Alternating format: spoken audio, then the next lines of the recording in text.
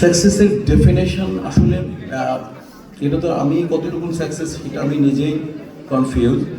তবে আমি যেটা বললাম যে সাকসেসের সবচেয়ে বড় ডেফিনেশন হচ্ছে যে আপনি চেষ্টা কতটুকু করলেন, আপনার চেষ্টা করার ক্ষমতা কতটুকু ছিল, এবং আপনাকে ডিসিপ্লিনলি এবং আপনি যে জ্ঞানে সমৃদ্ধ আল্লাহ সুবহানাহু ওয়া তাআলা করেছে সে টোটালটা কি আপনি ইউজ করেছিলেন।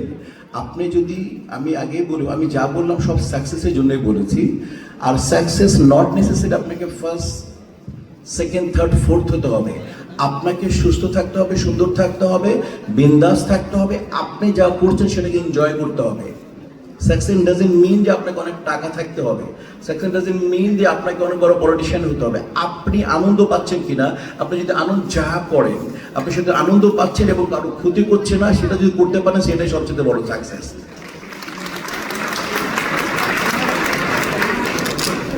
ধরেন উদাহরণ দিলে তো পলিটিক্যালি হয়ে যায়, অনেক বড় ব্যবসায়ীরা আজকে